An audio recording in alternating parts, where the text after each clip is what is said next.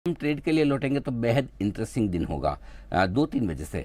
पहले हम हमारे इंटरनल फैक्टर्स की बात करते हैं। नई सीरीज की शुरुआत होगी और पिछले 10 साल में से 4 साल ऐसा माहौल बना है जब जब मार्च की सीरीज नेगेटिव बंद हुई है, अप्रैल की सीरीज पॉजिटिव रही है। तो उम्मीद ये की जाए कि हो सकता है अप्रैल की सीरीज बेहतर, और पिछले 10 साल में से 9 साल अप्रैल की सीरीज निफ्टी के लिए पॉजिटिव रही, यानी कि आउटलुक बेहतर है। Number one.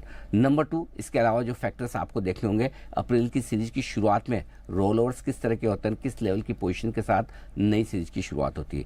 तीसरा बड़ा फैक्टर देखना होगा वो ये कि युद्ध को लेकर किस तरह के अपडेट आते हैं, आज रात के, कल के, फिर परसों सुबह के। तो ये सारे संकेत आपको खबरें देखनी होगी और साथ ही नज़र रखनी होगी कच्चे तेल पर भी, कि कच्चे तेल के दाम $110 के ऊपर निकलते हैं या $100 की तरफ आते हैं। ये देखना इंटरेस्टिंग होगा।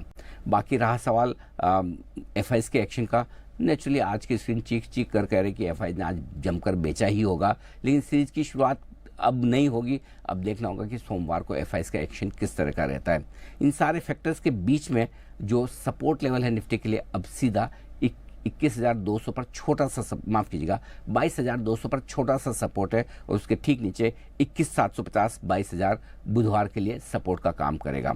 ऊपरी स्तरों पर 22,500 से लेकर 22,625 की रेंज रुकावट के तौर पर आप मानकर चल सकते हैं। एक रिकवरी आती है तो वहां पर थोड़ा रुकने की कोशिश करेगा निफ्टी। अब आइए बैंक निफ्टी। 50,000 के आसपास हम ऊपर बंद हुए 50,275 पर, और 50,000 के नीचे टूटने पर गिरावट गहराती हुई दिखेगी। वो थोड़ी सी रिस्क वाली बात हो जाएगी। जहाँ तक रिकवरी का सवाल है, 51,325 से लेकर 51,675 की रेंज ऐसी है जो रिकवरी में बैंक निफ्टी वहाँ जाने की कोशिश कर सकता है और वहाँ पर प्रॉफिट बुकिंग आएगी। मिड कैप और स्मॉल कैप शेयरों में अपना कोई डायरेक्शन है नहीं। निफ्टी के साथ, बैंक निफ्टी के साथ ही ये घटते बढ़ते नजर आ रहे हैं। तो देखते हैं दिग्गज शेयरों से किस तरह का संकेत मिलता है। हाँ, एक ही अच्छी चीज़ होगी बुधवार के सेशन में जब नई सीरीज की शुरुआत हम करेंगे। एक, आमतौर पर अप्रैल की सीरीज उतनी खराब नहीं होती। दूसरा, मार्च की सीरीज के नुकसान और पोजीशंस काफ़ी कुछ आज हल्की हो जाएगी, और हल्के बाजार में अगर कहीं कोई थोड़ी भी अच्छी खबर आए तो एक रिकवरी का चांस बनते हुए दिख सकता है, और वही बाजार की आखिरी उम्मीद परसों के लिए अप्रैल सीरीज की शुरुआत के पहले दिन के लिए होगी। एफआईज ऐसा लग रहा है कि भारतीय बाजारों से नदारत हैं और इस बार रिकॉर्ड बिकवाली कर गए हैं। मार्च महीने में 1.14 लाख करोड़ रुपीस की, ये अपने आप में रिकॉर्ड है, क्योंकि पिछली बार अक्टूबर 2024 में 94,000 करोड़ रुपीस की बिकवाली की थी। और मार्च में भारतीय बाजार इस बार मार्च 2026 में 11.3% टूट चुके हैं। ये एफआईज पूरा मूड खराब कर रहे हैं इस समय मार्केट का, और डीआईएस खरीद रहे हैं। ये पैटर्न अभी आपको और बढ़ता नजर आता है, या फिर अब इन लेवल्स पे एफआईज का चांस है कि वो वापस खरीदेंगे? देखिए, जब तक ये जियोपॉलिटिकल टेंशन बरकरार रहेगा और जब तक ये बॉन्ड डील्स का मसला जब तक हम सॉल्व नहीं करेंगे, तब तक ये जो बिकवाली है वो खत्म नहीं होने वाली है। तो जब तक ये बिकवाली खत्म नहीं होगी और ये जो एफआई के जो इरादे हैं टू स्टॉप द सेलिंग, उसके लिए कोई संकेत तो आने चाहिए।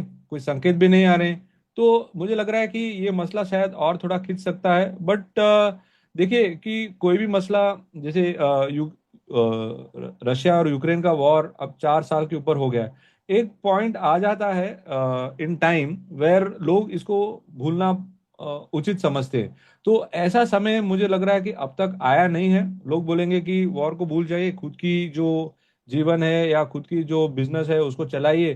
तब तक वो जो पॉइंट है वो मुझे लग रहा है कि बस 1 हफ्ते से 2 हफ्ते की दूरी पर है, जिसके बाद लोग बोलेंगे कि ये वॉर ने तो काफी घर उजाड़ दिए, काफी इकोनॉमी को डिस्ट्रॉय कर दिया, काफी लोगों के बिजनेस में इफेक्ट हो गया है। जैसे आप मानेंगे नहीं, जो सबको पता है एलपीजी की वजह से कितने लोगों के जो रेस्टोरेंट्स है, एक थ्राइविंग बिजनेस है, वो बंद हो गए हैं।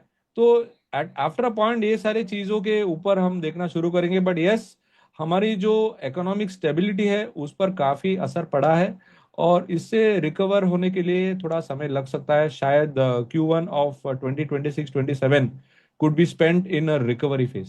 तो मैं ऐसा करता हूँ, मैं ना चार्ट्स भी लगा देता हूँ इसमें स्क्रीन पे, और ग्रो के माध्यम से मुझे चार्ट शेयर कर रहे हैं। अप्रैल सीरीज अब शुरू होने वाली है बुधवार से, यानी कि कल से FY27 की भी शुरुआत होगी। निफ्टी का शॉर्ट टर्म आउटलुक क्या है सर? चार्ट्स पे निफ्टी कैसा दिखाई दे रहा है अभी? देखिए, 22,500 का लेवल काफी इम्पोर्टेंट था, और उसे एक इम्पोर्टेंट लेवल के तौर पर मैं पकड़ कर चला था। बट लेकिन जिस प्रकार से मंडे बिकवाली आई है, और मुझे लग रहा है कि ये लेवल अभी हासिल करना बहुत इंपॉर्टेंट है। नाउ अगर मैं एक वीकली टाइम फ्रेम के तौर पे देखूं, तो वीकली टाइम फ्रेम के तौर पे जो निफ्टी की जो स्पॉट की जो कैंडल बनी थी वो थी डोजी, यानी थोड़ी अनसर्टनिटी थी। तो यहाँ पर अगर हम एंड ऑफ द वीक में एक राय लेना चाहूंगा और देखूंगा कि क्या ये जो वीकली कैंडल है या वाकई इस बिकवाली को रोक दिया है। Right now answer will seemingly be no, but then लेकिन मैं एंड ऑफ द वीक निर्णय करूंगा कि ये जो वीकली कैंडल है कैसी बन रही है। अगर वीकली कैंडल अगर एक लंबी बॉडी कैंडल बन जाए तो साफ जाहिर है कि यहाँ से बिकवाली और आ सकती है। तो अगर सपोर्ट के तौर पे मुझे लग रहा है कि 21,900 एक बहुत अच्छा सपोर्ट है, और अगर बिकवाली एक्सटेंड भी हो जाए तो वहां पर डेफिनेटली एक स्मॉल रुकावट आ सकती है। क्या ये स्मॉल रुकावट आगे चल के एक बॉटमिंग आउट फॉर्मेशन बन सकती है? उसके लिए न्यूज फ्लोस का हिस्सा काफी होगा। बहुत बार न्यूज फ्लोस जो आता है एक अच्छी भूमिका निभाता है, बट लेकिन आज के तौर पर इस समस्या के बीच न्यूज फ्लो सबसे अहम चीज है, और न्यूज फ्लो के बेसिस पे ही पूरा मार्केट अभी मूव हो रहा है। तो अगर जब तक न्यूज फ्लो में, that is why you are seeing कि काफी सारे लोग कह रहे हैं कि न्यूज में रूमर्स आ रहे हैं या जो वीडियोस जो फैल रहे हैं उसकी वजह से भी लोग इन्फ्लुएंस हो जाते हैं। मैं ये चाहूंगा कि ऐसे जो इन्फ्लुएंस होने वाले जो स्थितियां हैं उसमें अगर आपको मार्केट की ग्रिप नहीं समझ में आ रही है तो it is best that you stay away, क्योंकि ये मार्केट में ना ही लेवल्स चल रहे हैं ना ही प्रॉपर फंडामेंटल्स चल रहे हैं। तो ऐसे समय पर it is best to wait for geopolitical tension to cool down, और at the current juncture cool down का कोई मुझे इजाफा नहीं दिख रहा है। तो ऐसे में समझ कर चलूंगा कि news flows are the king at the moment. लेकिन सर क्योंकि न्यू ट्रेडर आपका सॉफ्टवेयर और उसपे हम तो यही पता है कि लॉन्ग टर्म ट्रेंड हो या फिर शॉर्ट टर्म ट्रेंड वो सब पकड़ लेता है, और आजकल ऑटोमेशन का जमाना भी है। लास्ट एक हफ्ते से 10 दिन में काफी सारे डेवलपमेंट्स आ रहे हैं, और न्यू ट्रेडर ने आइडेंटिफाई किया है कि फार्मा सेक्टर जो है काफी रेजिलिएंट है और वहां से थोड़े अच्छे मोमेंटम दिखाई दे रहे हैं। तो यस, फार्मा सेक्टर एक सेक्टर में मानकर चलूंगा कि अगर ऑलरेडी उसमें अच्छी रणनीति थी और एक वार वॉर की वजह से एक रुकावट आई, बट वहां से थोड़े अच्छे मूवमेंट निकल रहे हैं। अगर किसी को खरीदना हो, इन्वेस्टमेंट के तौर पे खरीदना हो, तो फार्मा सेक्टर पर ध्यान दे सकते हैं, क्योंकि फार्मा इंडेक्स भी अच्छी वेल पोजीशन है। और मुझे लग रहा है कि आगे वाले दिनों में फार्मा सेक्टर एक अच्छी भूमिका निभाएगी for people who want to go on the long side, क्योंकि वहां से थोड़े अच्छे मोमेंटम दिखाई दे रहे हैं। ओके, तो उसको स्टॉक्स बताना चाहेंगे सर जहां पर अभी पॉजिटिव बायसेस से ट्रेड कर सकते हैं, या फिर स्टॉक स्पेसिफिक रिकमेंडेशन नहीं होगी आज?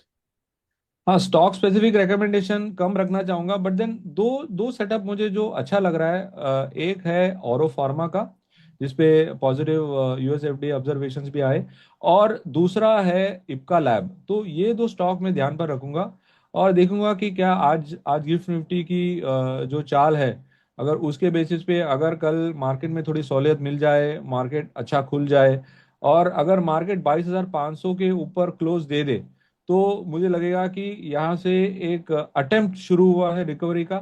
लेकिन अब भी काफी जर्नी बाकी है, और जैसे कि आपने सही कहा कि ऑलमोस्ट 12% अगर मार्केट गिरा है तो थोड़ा उछलेगा ही, बट लेकिन यहाँ पर अभी भी जो एफआई के जो बिकवाली की जो संकेत है वो काफी मजबूत है। और ऐसे समय पर इसे एक जरूर एक अपॉर्चुनिटी की तरह जरूर देखना चाहिए, बट देन लेकिन 100% इन्वेस्ट नहीं करेंगे तो बेहतर होगा।